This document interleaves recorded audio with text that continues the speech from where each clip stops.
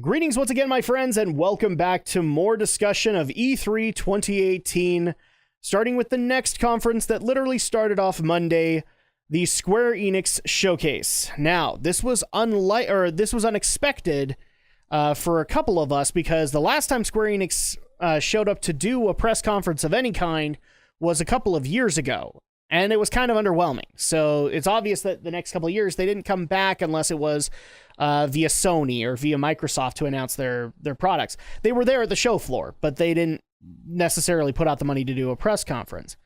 Now, before we get things started, I'm just going to go ahead and address an elephant in the room that I've seen a lot of people kind of reach out to me on Twitter and email and all that stuff.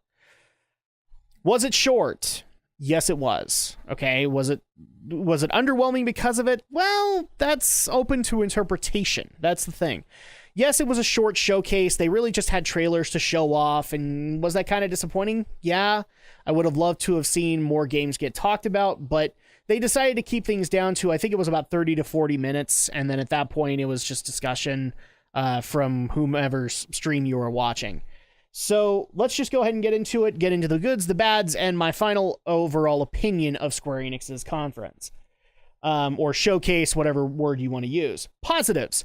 Shadow of the Tomb Raider. Now, I said I was going to talk about this from the Xbox conference. We got a little bit more information here, and Jiminy Christmas, Shadow of the Tomb Raider looks freaking gorgeous.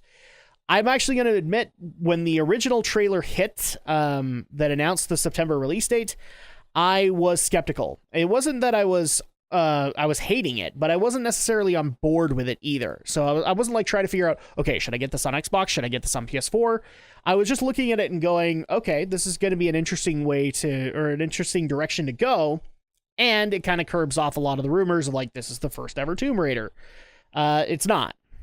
It's another story that's kind of establishing Lara and setting her up to be the Tomb Raider. And it actually makes me wonder if this is maybe the last setup, kind of finishing up the Trinity storyline before they try to, say, remake the original Tomb Raider. Although I don't think they will. But the trailer looked great that they actually showed off. And the trailer actually turned out to be the beginning, or at least the Square Enix Showcase one was the beginning of the dang game. That was awesome. The demo looked amazing. In fact, it looks like they've made a lot of UI improvements that I've been kind of wanting since Rise.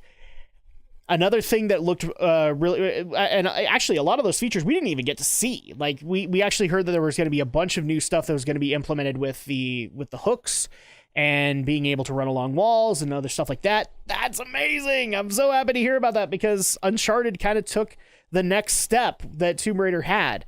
So now I'm glad that we're going to be able to get all that stuff. My only complaint with it, even though the trailer looked badass, is that this is dealing with Mayan mythology. Mayan mythology gets kind of bloody. And so I have a feeling we're going to be dealing with a lot of blood in this game. You might want to stay away if you're not necessarily all too keen on that. But overall, it looked amazing, and I'm looking forward to September. I'm officially sold on this game. The next one that got me interested was another showcase of The Adventures of Captain Spirit. I've kind of gone over that in my Xbox conference review, which is, I'm not necessarily the biggest fan of Life is Strange, although I'm still planning on playing it. I'm definitely a fan of Captain Spirit, and so that's definitely a good first step as far as I'm concerned. The next big one that kind of brought me in, even though I'm not the biggest fan of the series, Dragon Quest XI. I hadn't seen really anything on Dragon Quest XI until now, and I'm really happy that it looks like it's going to be back to form. It's going to be a single-player story again, and one that's kind of engaging. So I'm looking forward to being able to try that out on my own, and that's coming out September of this year. My only concern with it is going to be whether or not I have to play the previous Dragon Quest. So if you guys want to reach out to me in the comment section, I'd love to hear your feedback on it. Thankfully, to those who I've reached out on Tales, I don't have to start fresh with that. I can just go in. But I am concerned about Dragon Quest XI, since I know some of the games link up. The next one that was interesting to me was Babylon's Fall, what looks like a brand new IP being developed by Platinum Games and published by Square Enix. And it looked really, really good. So much so that I almost wondered if this was going to be the rumored reveal of Final Fantasy XVI. And no, it's not, but it still looked pretty freaking awesome, and it's coming out 2019, so you guys can check that out. Octopath Traveler, we got even more information about that. Again, awesome. Really looking forward to July when I can get my hands on that. And in fact, I'll go ahead and spoil it now because it was in the Nintendo conference. We actually did get announced that there's going to be a brand spanking new demo very soon for that. I'm looking forward to it. Just Cause 4, again, another trailer that I was surprised that I liked at the end of the Xbox conference. This one kind of helped that out a little bit more, not necessarily to the point where I want to buy it, but it makes me want to look into previous Just Cause games and just see if maybe I can get into it. Another big one was The Quiet Man. So it looked really, really cool, but kind of hokey in a weird way. We don't really have any information on it, but it's a brand spanking new IP. I can't remember the company that's working on it or the team that's working on it, but we are going to get more new information on it in August. The reason I say it's kind of weird is because it looks like you're playing either a deaf guy or just a guy who has kind of issues with hearing and actually trying to be like I think it was like an assassin or like in the criminal underworld. And being able to play with that. So I'm looking forward to the information that we get in August, but the trailer, despite the weirdness, looked pretty damn good. And obviously Kingdom Hearts 3, we got even more Easter eggs, a little bit more information. It was really cool to be able to get just even more little story tidbits to kind of bounce back and forth with Andrea that day. So very excited for Kingdom Hearts 3, and it's being showcased very, very well in E3 2018. So those are the positives. Negatives. Or at least iffies to me. Like, I wasn't really all that interested. Final Fantasy XIV is getting a new patch called Under the Moonlight. I don't play 14. My buddy Brinton does, and I'm sure he's excited for Under the Moonlight. I'm just waiting to see more information to see whether or not I'm going to be interested. Monster Hunter World is getting Final Fantasy DLC packs. That one is iffy, bordering on positive, because they're actually going to let me take on popular costumes in Monster Hunter World.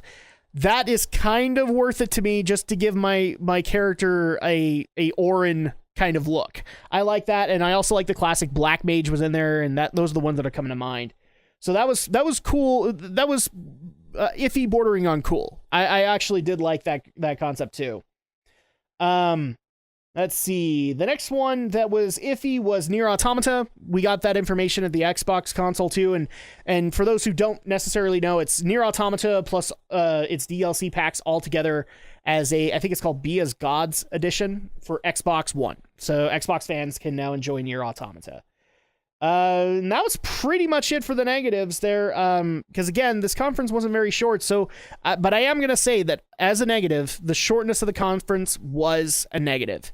Because there were still a couple other games that they could have covered. I'm contrary of the opinion whether or not the Final Fantasy VII Remake would have made it.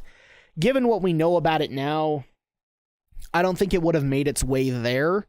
But it would have at least been a good idea to comfort the fans that are waiting for that. And I think that was an opportunity missed. And Square Enix did not capitalize on that. So I'm going to give that in the negative. But final score for the Square Enix showcase, I'm going to put it in the B- range. I think what they did cover, they covered well. But they could have covered so much more. Like, we were getting trailers for Hitman the entire time, and because I was watching a lot of the IGN and GameSpot ones where we would get a lot of the same recurring trailers, and one of them was Hitman. They could have covered that. They could have covered the Final Fantasy VII Remake. There was also rumors that another Crystal Dynamics franchise might have been there, and unfortunately that didn't show up either. So, yeah, overall, I'm going to give it a B-. I think that what they had to announce, they did well with, but it wasn't a whole lot to announce to begin with. So it's B-. Like, you know what? Actually, I'm gonna amend that right here now. C+. It was a C+. It was a kind of a slightly above average effort.